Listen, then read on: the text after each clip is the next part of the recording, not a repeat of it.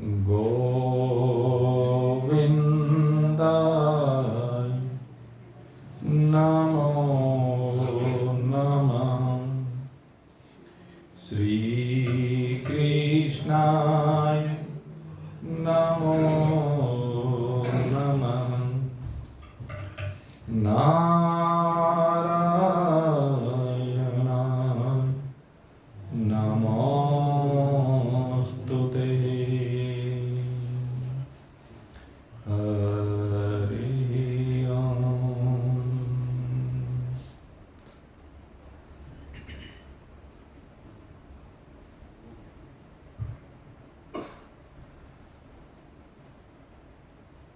ज्ञान योग के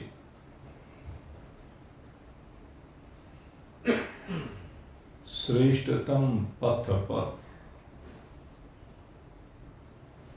अनवरत अपने पग आगे बढ़ाते जिज्ञासु वृत्त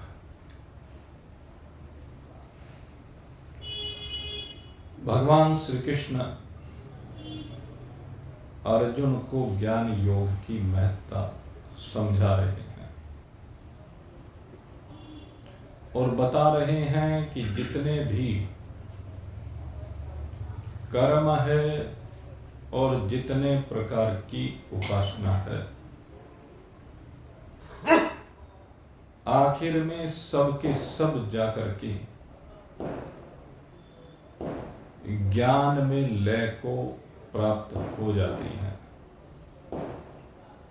जिस प्रकार संसार में किसी भी स्थल से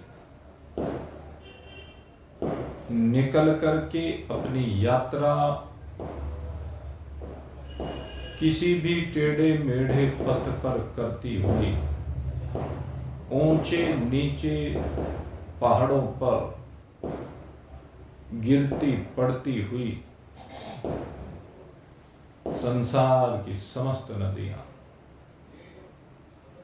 अपनी यात्रा का पर्यवसान समुद्र में करती हैं। समुद्र ही उनका आश्रय स्थल है। उसी प्रकार से समस्त कर्मों का आश्रय स्थल ये ज्ञान सागर है।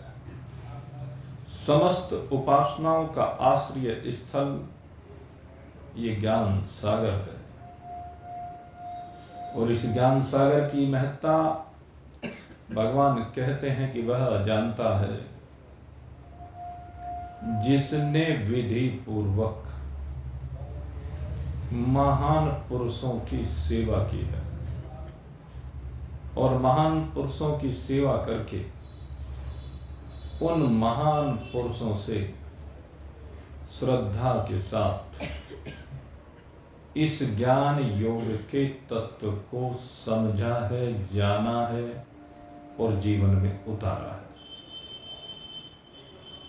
इस महत्ता को वही समझ सकते हैं। और जो गुरुहीन है, निगुर है, वह इस हीरे की कीमत को नहीं जानते हैं। हीरा बाजार में पड़ा हुआ है, सबकी ठोकर खा रहा है क्योंकि समझ रहे हैं कि पत्थर का टुकड़ा है। लेकिन जब कोई जोहरी, कोई पारखी उसको पड़े हुए देखता है, ठोकर खाते हुए देखता है, तो कहने लगा क्या हाल है संसार का। लाल पड़ा बाजार में सबकी ठोकर खाई, लाल पड़ा बाजार में सबकी ठोकर खाई। क्यों खा रहा है? क्योंकि कीमत नहीं पता है सबको। निगुरे निगुरे छोड़ निकल गए, निगुरे निगुरे छोड़ निकल गए। जिन्होंने किसी गुरु के आशीर्वाद को प्राप्त नहीं किया, जो किसी गुरु की छत्र छाया में वास नहीं करते हैं, जो गुरु के आश्रय में नहीं रहते हैं, वह इस अपने स्वरूप बोध की कीमत को जानते नहीं हैं। इसलिए संसार में आकर भी इसकी कीमत को न जानने के कारण इस महानतम ज्ञान रत्न को ठोकर मार करके चले गए। और वास्तव में इसको क्या ठोकर मार कर चले गए? अपने भाग्य को ठोकर मार कर चले गए। जो एक देह मिली इस अनमोल रत्न को पाने के लिए, उस देह को व्यर्थ कोकर सूकर की भांति गंवा करके चले गए इसकी कीमत को समझा नहीं। लेकिन जिसने इसकी कीमत को समझा है, उसने इसको देखा और देखते ही निगुरे निगुरे छोड़ निकल गए।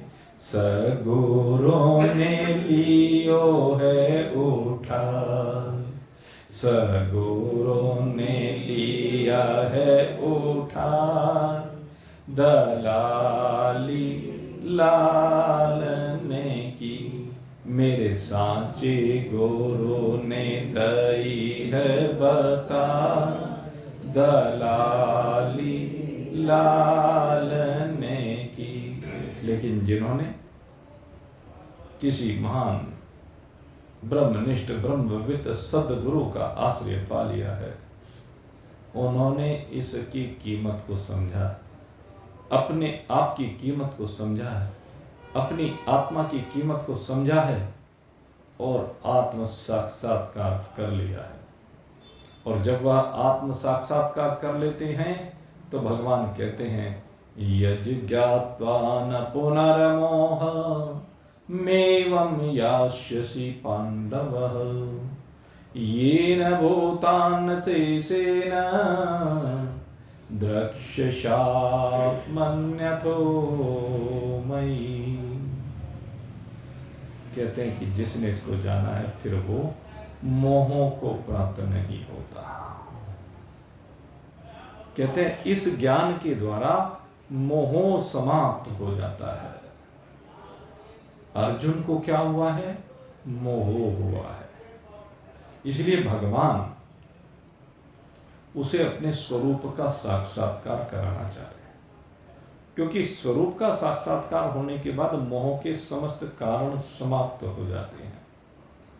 जब एक प्रकार से चराचर जगत को अपने आप में अनुभव कर लिया जाता है, चराचर जगत अपना स्वरूप हो जाता है, चराचर जगत में अपने अतिरिक्त तो कुछ रहता नहीं है, ये जान लिया जाता है कि मैं आत्मा हूं, ये समझ लिया जाता है कि संसार सब कुछ मेरा ही स्वरूप है, ये जान लिया जाता है कि माया का छलावा मैं इससे बिल्कुल विलग हूं और इससे विलग मैं शुद्ध सच्चिदानंद घन ब्रह्म हूं। जब अपने आप में इस ब्रह्म रूपता को अनुभव कर लिया जाता है तो फिर कोई दूसरा रहता ही नहीं है। अब मोह किससे होगा? मोह दूसरे से ही होता है ना। एक में मोह नहीं है, अनेक में मोह है। अगर आप अकेले हैं, एक हैं केवल, तो फिर ये मोह आपको व्यापेगा नहीं। लेकिन जब आप एक हो जाए, अपने अतिरिक्त कुछ दिखाई ना दे, अनेकता नाम की चीज रहे ही नहीं। मोह तो अनेकता में होता है ना। बेटा है, मैं अलग हूं, बेटा अलग है, बेटा मेरा है, बेटे से मैं प्यार करता हूं, बेटे के लिए मैं सब कुछ कर रहा हूं, तो ये है मोह। लेकिन जहां न कोई बेटा है न बाप है, गुरु है न शिष्य है, पति है न पत्नी है, भाई है न बहन है, जहां सब नाते एक ज्ञान के सागर में लय हो जाते हैं, नदियों का समुद्र में मिलने के बाद कोई अस्तित्व नहीं रहता है। ऐसे ही संबंधों का परमात्मा में जाने के बाद कोई अस्तित्व रहता नहीं है। जब तक माया में जी रहा है तब तक संबंध है, और जब माया से बाहर निकल जाता है फिर संबंध नाम की कोई चीज रहती ही नहीं, क्योंकि संबंध सदा दूसरे से होता है, और जब यहां पर दूसरा है ही नहीं, एक अकेला मैं, मेरे अतिरिक्त और कुछ भी नहीं है। जब मेरे अतिरिक्त कुछ है ही नहीं तो किसके साथ संबंध बनाए, किससे मोह करे, और फिर किसके आने और जाने को लेकर के शोक करे। तत्र कैसो के मोह एकत्वम अनुपश्यति। कहते हैं फिर बताइए तो शोक का कौन सा कारण रह जाता है, मोह का कौन सा कारण रह जाता है, जब चराचर जगत में एक परमात्मा को अनुभव कर लिया जाता है। चराचर जगत में जब एक परमात्मा के अतिरिक्त कुछ रहता नहीं है तो फिर न किसी से रागवान है, न किसी से द्वेषवान है, फिर न कोई लाभ है, न कोई हानि है, न कोई जय है, न पराजय है, न मान है, न अपमान है। तो ऐसे महान पुरुषों के बारे में ही कहा है कि जो इस तत्व ज्ञान को प्राप्त कर लेते हैं, समस्त जीवों में, समस्त जगत में और ईश्वर में एकमात्र अपने आप को अवलोकित करते हैं, तो उनके लिए फिर मोह की बात नहीं रहती। यदि ज्ञात्वा न पुनर्मोहम पुनर्मोहम, और इसमें एक विशेषता क्या है, पुनर्मोहम, एक बार ये ज्ञान हो जाने के बाद फिर से मोह को प्राप्त नहीं होता। इसकी सबसे बड़ी विशेषता यह है, एक बार अपने स्वरूप में जब विराजमान हो जाता है तो फिर ये दोबारा फंस नहीं सकता, दोबारा संसार के बंधन में आ नहीं सकता। संसार के बंधन में कब तक आएगा, जब तक कर्म योग और उपासना में बंधा रहेगा, क्योंकि वहां पर द्वैत है। लेकिन जब एकत्व में आ जाएगा, एक परमात्मा में आ जाएगा, एक परमात्मा कहते कि जब दूसरा कुछ रहेगा ही नहीं, तो फिर मोह की बात रहेगी नहीं। किसी भी प्रकार से मोह रह नहीं सकता, क्योंकि एकत्वदर्शी महान पुरुष को अपने अतिरिक्त तो कुछ भी दिखाई नहीं दे रहा है। जैसे एक सुनार होता है, सुनार के सामने कितने आभूषण ले जाइए। हमने देखा भाई, होलसेल की मार्केट में हम लोग गए, दिल्ली गए, मेरठ गए, और वहां पर जाकर के वो कहते हैं अंगूठी दिखाओ, तो अंगूठियां दिखाने लगते हैं।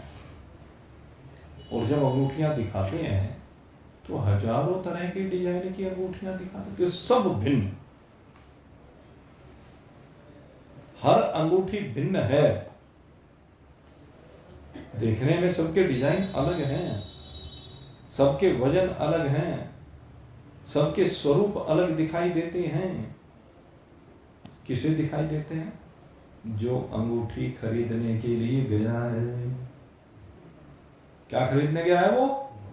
अंगूठी खरीदने के लिए गया है।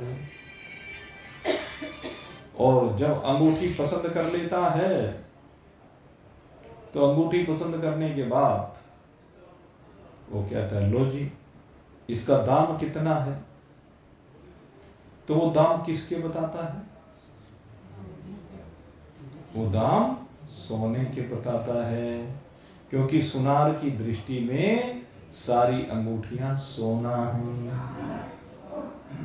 हमारी दृष्टि में डिजाइन घटिया बढ़िया है, अंगूठी घटिया बढ़िया है, लेकिन स्वर्णकार की दृष्टि में सब सोना ही सोना है। हम जाते हैं कपड़े वाले के यहाँ, भाई सुंदर सा डिजाइन दिखा साड़ी का, एक साड़ी दिखाई, दूसरी दिखाई, तीसरी दिखाई, चौथी दिखाई, सैकड़ों साड़ियों का सामने ढेर लगा दिया। और जो सामने अपने पड़ी हुई साड़ियों को देख रहा है, उसकी दृष्टि में सारी साड़ियां भिन्न प्रकार की हैं। लेकिन जो बेचने वाला है, उसकी दृष्टि में तो उन डिजाइनों का कोई महत्व नहीं। वो तो सारे अच्छे अच्छे डिजाइन लाया है, सबसे बढ़िया बढ़िया टॉप टॉप के डिजाइन छाट करके लाया। आगे तो खरीदने वाले की पसंद है। वो क्या बेच रहा है? वो तो कपड़ा बेच रहा है। वो तो 1000 रुपए का माल 1200 रुपए में बेच रहा है। किसी को कोई सा पसंद आ जाओ, अब किसी भी दुकानदार से पूछे, देखो भाई कौन सी अच्छी लग रही है, तो वो जोन सी पर आप हाथ धरते हैं कि आपको ये अच्छी लग, आज ये बहुत अच्छी लग रही है, इतना अरे नहीं यार इसमें तो कमी है। कहले अच्छा ये देखो, ये इससे भी अच्छी है, ये इससे भी अच्छी है। और भाव, कहने भाव तो एक ही है। सारी साड़ी 1200 रुपए की है। अब तुम्हारी इच्छा है, कोई सी ले लो। वो ये तो नहीं कहता कि ये वाली लो, वो कहते कोई सी ले लो, क्योंकि उसकी दृष्टि में सारी साड़ियां एक हैं, सारे कपड़े एक हैं, उसे तो कपड़ा बेचना है।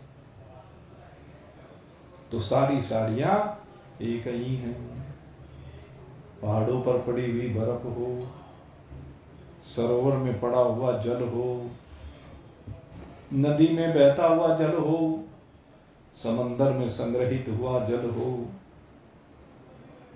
तो सारे के सारे अलग अलग हैं कि एक हैं। इस सृष्टि को चलाने वाले या जल के देवता वरुण की नजरों में सारा जल एक ही है। चाहे वो बर्फ के रूप में पड़ा है, चाहे वह बादलों के रूप में वाष्प बन करके ऊपर उड़ता हुआ देख रहा हो, चाहे समंदर में पड़ा हो, खारा हो या मीठा हो। खारापन और मीठापन पृथ्वी की वजह से है। जल का अपना धर्म नहीं है। जल तो सदा एक है, कोई सा ले। तो ये वरुण देव की नजर में सारा जल ही है, जल से अलग कुछ नहीं है। तो ठीक इसी प्रकार से कहते हैं कि जो ये जान लेता है, फिर उसकी दृष्टि में न जगत रहता, न जीव रहता, न ईश्वर रहता। वो इन साकार प्रपंच से बाहर निकल जाता है, वो माया के खेल से बाहर निकल जाता है। और क्या होता? कहते हैं पहले येन भूतान शेषेन दृक्ष्यात्म अन्यतो मयि। पहले इस सब को अपने में देखता है और फिर इस सब को परमात्मा में देखता है। बड़ी महत्वपूर्ण बात यहां पर कही गई है। ये जो ज्ञानी है, पहले सब कुछ को अपने में देखता है, उसे सब कुछ अपने में दिखाई देता है। क्या क्या दिखाई देता है? यही ये जीवपना, ये जगतपना, ये मायापना, इनके विकार। जीव जगत और ईश्वर सब कुछ अपने में दिखाई देता है। जिस प्रकार से एक स्वप्न का देखने वाला है कोई क्या सारे ही है, सब स्वप्न को देखते हैं और स्वप्न से जगने के बाद उसकी स्मृति रह जाती है। कभी रह जाती है, कभी नहीं रह जाती है। तो जागने के बाद उसे पता चलता है कि जो भी कुछ देखा गया, कहते सब अपने में देखा गया। अपने से अलग कहीं देखने के लिए गया क्या?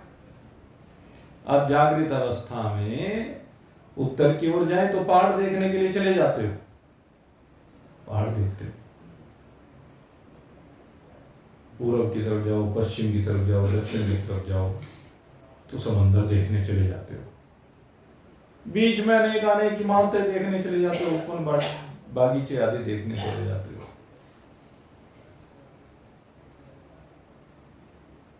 और स्वप्न में क्या ये काम स्वप्न में नहीं होता?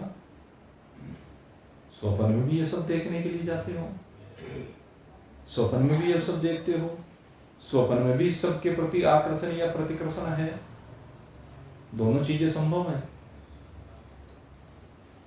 अब दोनों चीजें स्वप्न में हो रही हैं, लेकिन जागने के बाद आप क्या कहते हैं? ये मैंने क्या देखा? कहने लगे क्या देखा? कहने लगे कुछ मत पूछो, सब कुछ देखा। कहले तूने देखा? हमने तो नहीं देखा। तूने देखा, हमने नहीं देखा। कहने लगे तू देखता कैसे? तू कैसे देखता? कहने लगे क्यों? जिस चीज को तू देख सकता है उसको मैं नहीं देख सकता। कहने लगे नहीं, क्योंकि ये मैंने स्वप्न में देखा और वो स्वप्न मेरे में था, और ऐसी विद्या नहीं है कि तू मेरे स्वप्न में प्रवेश कर जाए। तो ये स्वप्न में जो भी कुछ था, जितने भी जीव थे, जितने भी प्रकार का जगत था, यहां तक कि ईश्वर भी था, सूरज चांद सितारे नदी नाले पेड़ पर्वत, कहते जो भी कुछ देखा गया स्वप्न में, कहने लगे वो सब मुझे एक अकेले में था। किसमें है? एक मुझ अकेले में, मुझे एक अकेले से अलग स्वप्न में और कुछ भी नहीं है। सारे स्वप्न का आश्रय स्थल कौन है? कहते मैं ही हूं। सारे स्वप्न को बनाने वाला कौन है? कि मैं ही हूं। और सारा स्वप्न का माल कहां गया? मेरे में ही गया। तेरे में क्यों गया? मेरे में से प्रकट हुआ, मेरे में से प्रकट हुआ, मेरे में ही पालन हुआ, मेरे में ही लय हो गया। स्वप्न का खेल यही है। स्वप्न की विशेषता इसके अतिरिक्त और कुछ भी नहीं है कि आप माया के द्वारा कल्प करके न जाने क्या क्या बना देते हैं, फिर उसको पालित करते हैं, पोषित करते हैं, वृद्धि को प्राप्त होता है और वहीं ह्रास को भी प्राप्त होने लगता है, और आखिर में जाकर के सारे की एक साथ जयराम जी की हो जाती है। एक साथ हो जाती है। और कहां हो जाती है? कहते हैं एक मेरे। तो जागने के बाद उसने कहा कि जितना भी ये संसार में था, ये सारा मेरे में ही था, मैं ही था। तो ये है अपने में देखना, इस चीज को जागृत में देखना, ये है मेरे में देखना कि यहां जितने भी प्रकार का जगत है, यहां जितने भी प्रकार के जीव हैं, या जिस ईश्वर की हम कल्पना कर रहे हैं यहां पर, जिस भी स्वरूप की, कहते वो सब मेरे में है।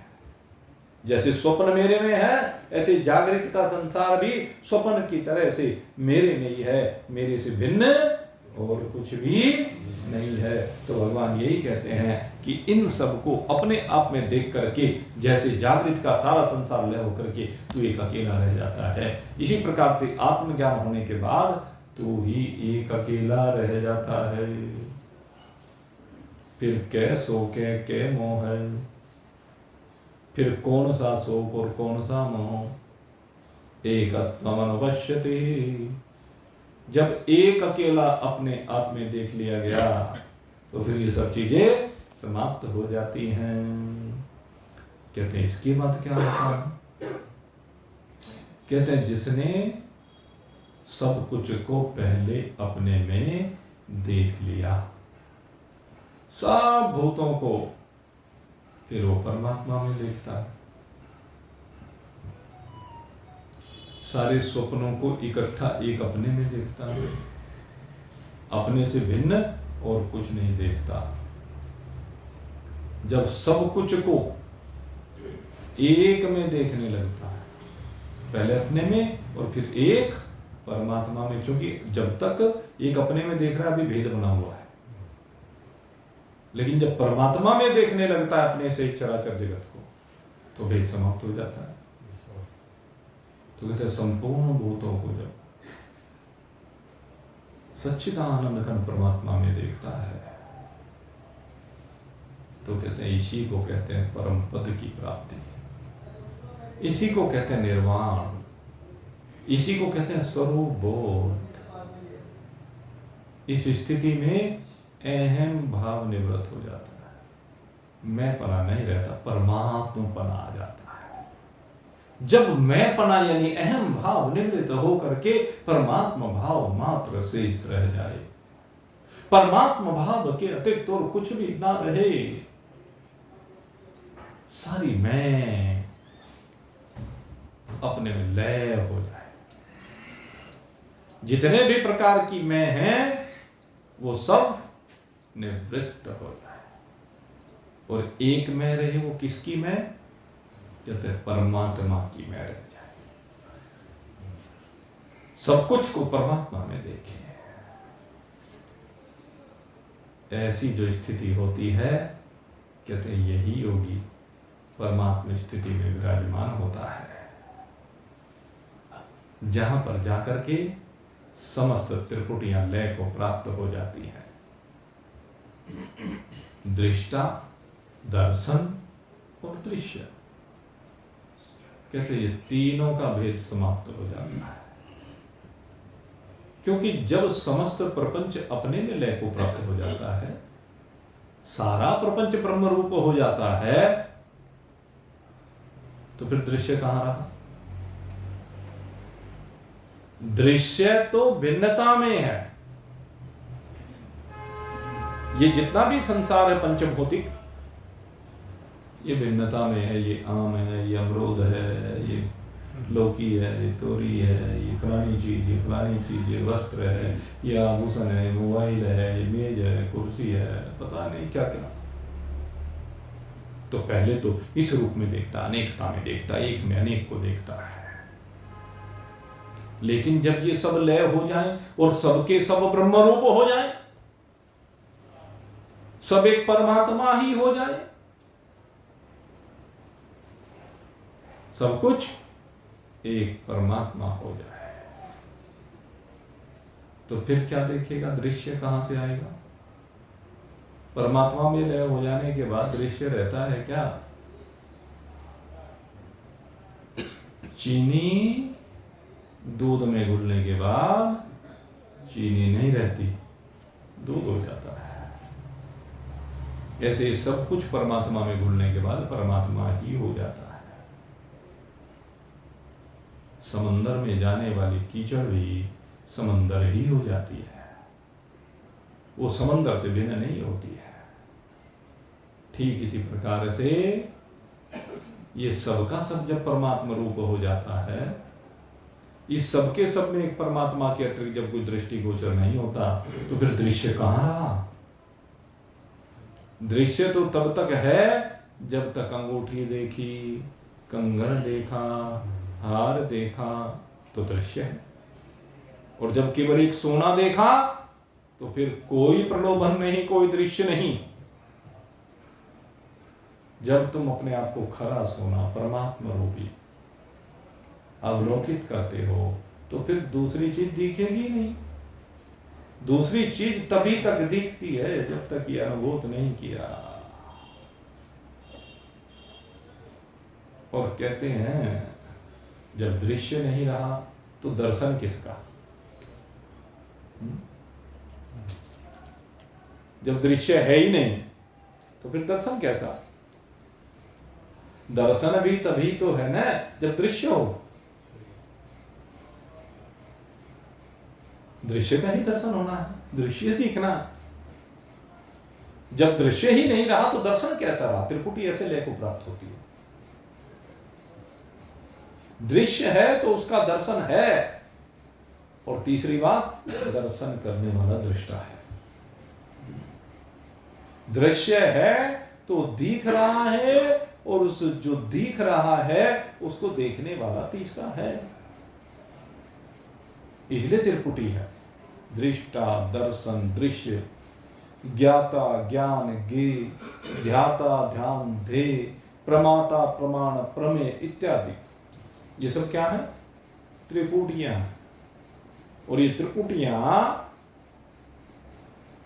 एक दृश्य के समाप्त होते ही सारी समाप्त हो जाती हैं। क्योंकि जब दृश्य समाप्त हो गया तो किसका दर्शन और किसको दर्शन? दृश्य समाप्त होते ही किसका दर्शन और किसको दर्शन? कौन दृष्टा? अब कौन देखने वाला है? देखने वाला तब तक है जब तक माया है, जब तक खेल है, जब तक भिन्नता, जब तक जगत के विभिन्न रूप है। लेकिन जब सारे जगत में एक परमात्मा को अवलोकन किया जाता है, जड़ चेतन जग जीव जत सकल राम मैं जान, जड़ चेतन जग जीव जत सकल राम मैं जान, बंदहूं सबके चरण कमल। इतनी बड़ी बात की, बंदहूं सबके चरण कमल, सदा जोर जुग पान सियावर राम जय जय राम, मेरे प्रभु राम जय जय राम। कितनी बड़ी बात कही गोस्वामी जी महाराज। जो ये लोग गोस्वामी जी महाराज पर आक्षेप करने वाले हैं ना, आज उंगलियां उठाते हैं अनभिज्ञ होने के कारण से। ये अपने निजी स्वार्थ को लेकर के महान पुरुषों के उंगलियां उठा रहे हैं। उन्हें गोस्वामी जी के ये शब्द पढ़ लेने चाहिए, सुन लेने चाहिए। ढोल गवार शूद्र पशु नारी, यहाँ तो है ही नहीं। न कोई ढोल है, न गंवार है, न शूद्र है, न नारी है, न पुरुष है, न बच्चा है, न बूढ़ा है, न जवान है। सकल राम मैं जान, ये सब क्या है? सब कुछ राम में है। राम के अतिरिक्त कुछ है ही नहीं। वहां ब्राह्मण भी राम है और शूद्र भी राम है, वैश्य भी राम है, क्षत्रिय भी राम है। फिर ये ब्राह्मण क्षत्रिय वैश्य शूद्रपना कौन देख रहा है? कहते हैं पागल देख रहे हैं। ये कौन देखते हैं? ये पागल लोग देखते हैं, ये अनभिज्ञ लोग देखते हैं, ये अज्ञानी लोग देखते हैं, ये माया में फंसे हुए लोग देखते हैं। जो ज्ञानी है वो तो सब में एक राम जी का अवलोकन करता है। एक राम घट घट में बोले, ये वो किसे देखते हैं? घट घट में बोलने वाले राम को देख रहा है। कोई शरीरों को देख रहा है, कोई घट में बोलने वाले राम को देख रहा। तो इस राम का अवलोकन करना है। और कितनी सुंदर बात कही, बंदहूं सबके चरण कमल। जो गोस्वामी जी महाराज को कहते हैं कि ये इन्होंने जातिवाद, इन्होंने न जाने किसकी जाति के लोगों को क्या क्या कहा है। अरे शास्त्रों की भाषा प्रतीकात्मक है। शास्त्र किसी जाति को मानता ही नहीं। शास्त्र जातियों की मान्यता को दूर हटाता है। शास्त्र कहता है हरि को भजे सो हरि का होए, जात पात देखे नहीं कोई, हरि को भजे सो हरि का होए। और गोस्वामी जी महाराज ने जब कह दिया बंदहूं सबके चरण कमल, अब सबके में ब्राह्मण क्षत्रिय वैश्य शूद्र, बच्चा बूढ़ा जवान, स्त्री पुरुष, पशु पक्षी कीट पतंग, जलचर नभचर थलचर, पत्थर तो वृक्ष तो सब आ गए। हमने तो सब में राम को देखा है। पीपल में भी राम को देखा है, आम में भी राम को देखा है, वट में भी राम को देखते हैं, तुलसी में भी राम को देखते हैं।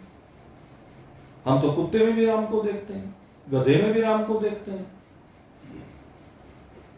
हम तो गरुड़ आता है तो उसमें भी राम ही दिखाई देता है, उल्लू आता है तो उसमें भी राम ही दिखाई देता है, क्योंकि सब राम ही स्वरूप धारण करके घूम रहा है। राम ही अनेकानेक रूपों में बरत रहा है। राम के अतिरिक्त कुछ है ही नहीं। इसलिए बंदहूं सबके चरण कमल। इसलिए कहते हैं कि हम चरण कमलों की वंदना करते हैं। कहीं उपेक्षा नहीं की गई है। उपेक्षा तो तुम कर रहे हो, जो इन चक्रों में भ्रमित हो रहे हो, जो सनातन संस्कृति का विनाश करने के पीछे लगे हुए हो।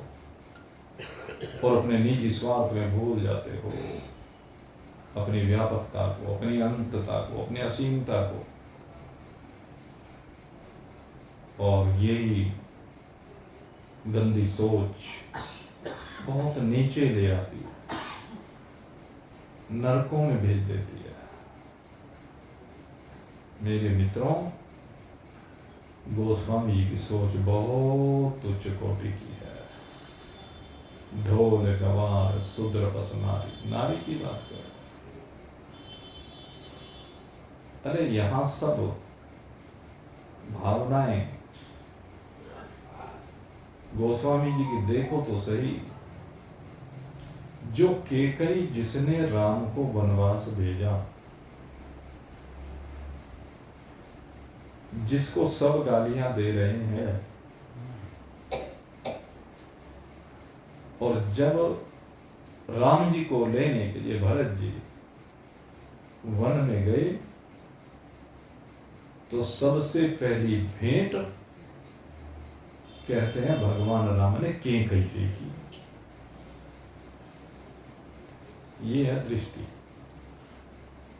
उस नारी को भी पूजा है जिसको सब गालियां दे रहे हैं। राम की तो ये महत्ता है, गोस्वामी जी की तो ये महत्ता है। जिस बिल्ली को कोई छूना नहीं चाहता, जिस बिल्ली के हाथ का स्पर्श किया हुआ कोई कुछ खाना नहीं चाहता, जिस रास्ते को बिल्ली साफ कर रही है उससे उड़ने वाली धूल का एक कण भी अगर उन संतों के ऊपर पड़ जाए तो तिरस्कार कर रहे हैं, प्रताड़ना दे रहे हैं। और उसी बिल्ली को गोस्वामी जी ने राम जी से पूजवाया है मां की तरह।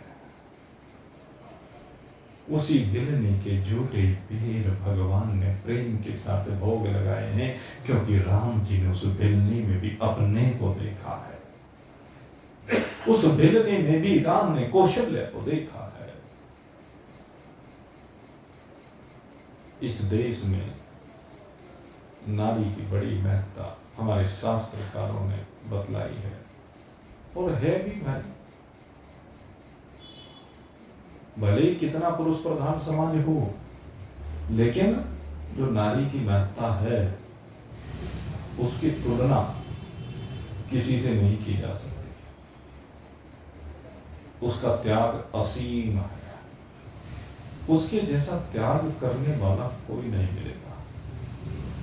अपवाद तो कहीं कहीं मिल जाते हैं, लेकिन उसके जैसा त्याग नहीं मिलता।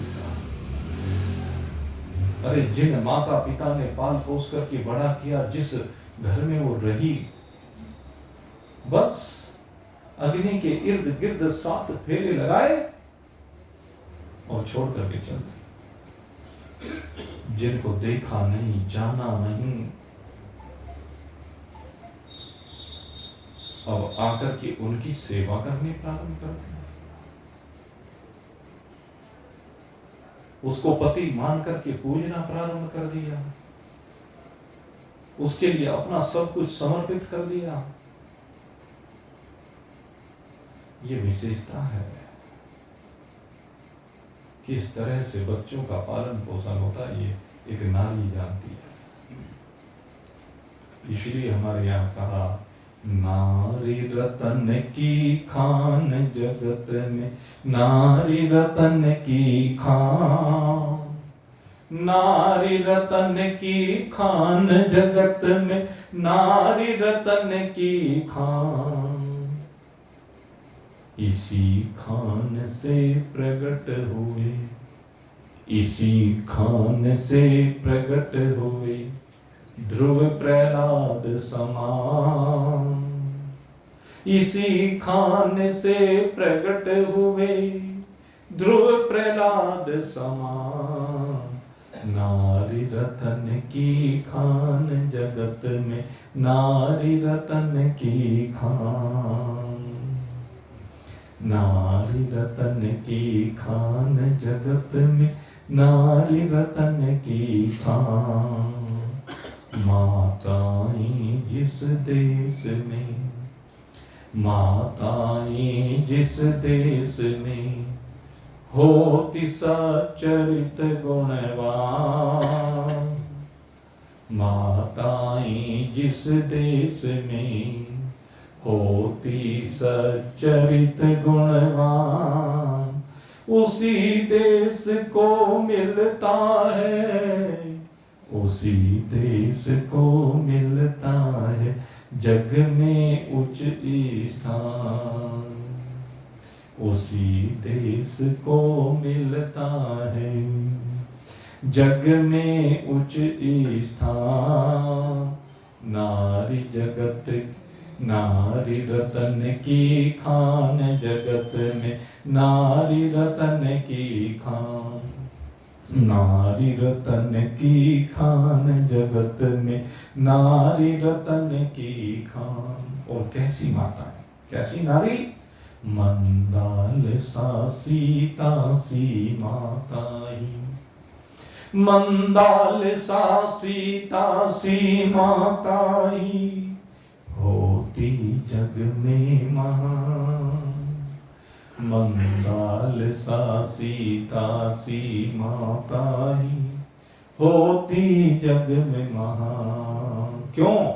क्योंकि वो सीख प्रेम भक्ति और ज्ञान की, सीख प्रेम भक्ति और ज्ञान की, करती है कल्याण। सीख प्रेम भक्ति और ज्ञान की, करती है कल्याण। नारी रतन की खान जगत में, नारी रतन की खान, नारी रतन की खान जगत में, नारी रतन की खान। हो जाए यदि नारी जाति को, हो जाए यदि नारी जाति को मातृधर्म का ज्ञान, हो जाए यदि नारी जाति को मातृधर्म का ज्ञान, तब तो राधे श्याम देश का, तब तो राधे श्याम देश का है निश्चय उत्थान, तब तो राधे श्याम देश का है निश्चय उत्थान। नारी रतन की खान जगत में, नारी रतन की खान। कैसी नारी, मंदाल सा सीता सी माता, जो एक मां बनकर के मंदाल सा सीता जीजाबाई क्या उपदेश देती है। जीजाबाई उसकी इच्छा शक्ति को इतना मजबूत कर देती है, उसको ऐसे संस्कारित करती कि कूट कूट कर राष्ट्र भक्ति उसके अंदर भर देती है, हिंदुत्व को भर देती है। सीता कैसे स्वावलंबी बनाती है, लव और कुश को जंगल में रह करके कैसे बलवान बनाती है।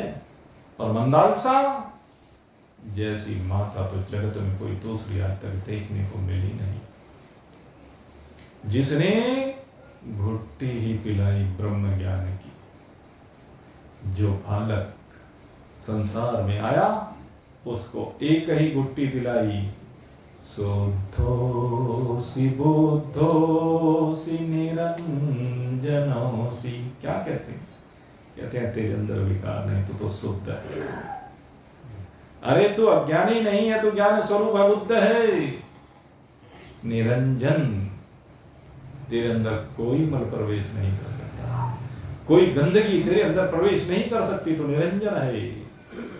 शुद्धोसी बुद्धोसी निरंजनोसी, संसार माया परिवर्जितोसी। संसार निद्रां त्यज मोह जाला मंदाल सावा क्या मोवाच पुत्रम। माँ इसे कहते हैं। लोरी सुनाती है और लोरी सुनाते सुनाते बालकों को उनके स्वरूप का बोध करा देती है। तू शरीर नहीं, तू आत्मा है। सावित्री कहते हैं ये है रत्न की खान। कहते अपने ब्रह्म ज्ञान से जो मृत्यु के देवता यमराज को भी संतुष्ट कर दे। अपने ज्ञान से जो मृत्यु के देवता यमराज पर भी विजय प्राप्त कर ले। ये ब्रह्म ज्ञान ऐसा है।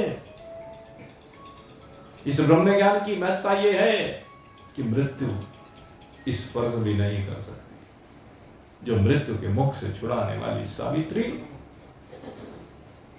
ये ब्रह्म ज्ञान है। ये अपने स्वरूप का ज्ञान है। मेरे मित्रों, ये स्वरूप का ज्ञान, एकत्व का ज्ञान। गार्गी और सुलभा से पूछो एकत्व क्या होता है। जनक जी जिनको विदेही कहा गया, उनको भी कह दिया था पुरुष है। याज्ञवल्क्य और अपने आप को बताया कि पुरुष हूं मैं, स्त्री नहीं हूं मैं। और कौन सा पुरुष? कहते हैं वो पुरुषोत्तम पुरुष जिसमें सब कुछ विराजमान है, जिसमें सब कुछ भाषित हो रहा है।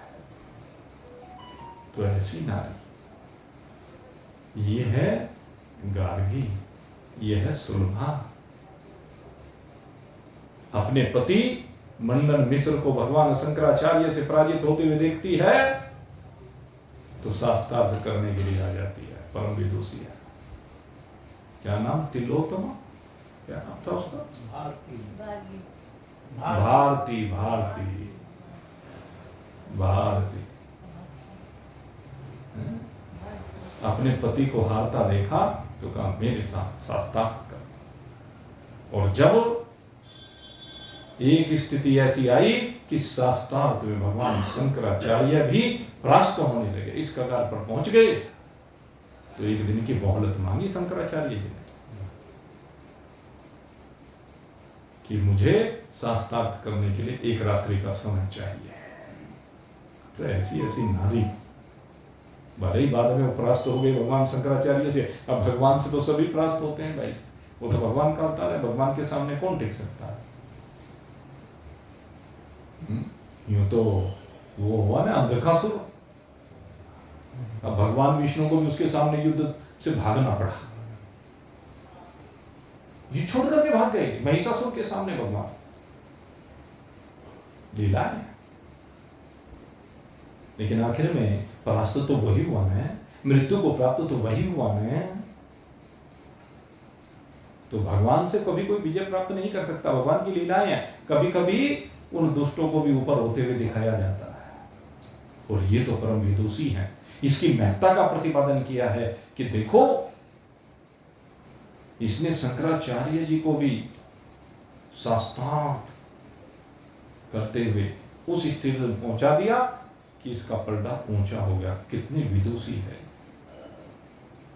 और इन्होंने फिर दोनों ने शिष्यत्व स्वीकार किया है भगवान शंकराचार्य का, उनकी शरण में आए हैं मंडन मिश्र और ये भारती दोनों। तो ऐसी ऐसी नारी इस जगत में हुई है जिन्होंने अपने पति की रक्षा करने के लिए क्या नहीं किया है। और आज समय प्रारंभ हो गया है, होने वाला ये कह लीजिए उस दिव्य पर्व का, जिसमें ये नारी शक्ति अपने पति की रक्षा के लिए, अपने पति के उत्थान के लिए कभी पराभाव नहीं चाहती है, सदा उत्थान चाहती है। अपने को नीचा रख करके उसे ऊपर और ऊपर और ऊपर देखना चाहती है। और भगवान से भी प्रार्थना करती है। न केवल अपना पुरुषार्थ करती है, अपितु भगवान से प्रार्थना करती है उसकी प्रगति के लिए, उसकी उन्नति के लिए, उसके अमृत के लिए। ऐसा ही पर्व कल हमारे यहाँ मनाया जा रहा है, चतुर्थी का ये पर्व, कार्तिक मास की कृष्ण पक्ष की चतुर्थी, जिसको करवा चौथ भी हम कहते हैं।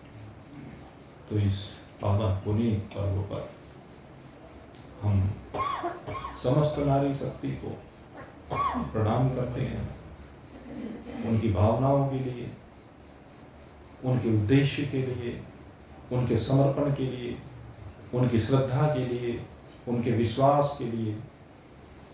और सबसे बड़ी बात, इस व्रत का जो उद्देश्य है कि अपने पति को मृत्यु के मुख में जाने से बचाने के लिए, मृत्यु और मोक्ष मामृता, क्योंकि इसमें प्रार्थना है कि मेरे पति असीम काल तक रहे, स्वस्थ रहें, सुखी रहें, प्रगति को प्राप्त करें, कल्याण को प्राप्त करें। ऐसा सुंदर पावन पर्व, इस पावन पर्व की हम सभी को बहुत बहुत शुभकामना देते हैं। और इसी पर्व से हमारा दीपावली का महोत्सव प्रारंभ हो जाता है। ये दीपावली पर्व का प्रथम दिवस है, अगर देखा जाए, यहीं से दीपावली पर्व हमारा प्रारंभ हो जाता है। तो सभी को इस पर्व की बहुत बहुत शुभकामनाएं, और ये पर्व आप सबके लिए मंगलमय हो, सबको आरोग्य प्रदान करने वाला हो, ऐसी भगवान से प्रार्थना करते हुए सब में एकत्व, अपने में सब कुछ और सब में सब कुछ को एक परमात्मा में अवलोकन करने का जो भाव है वो आप सबका बना रहे। इन्हीं शुभकामनाओं के साथ आज का सत्संग यही विश्राम को प्राप्त हो रहा है। बोलिए सच्चिदानंद भगवान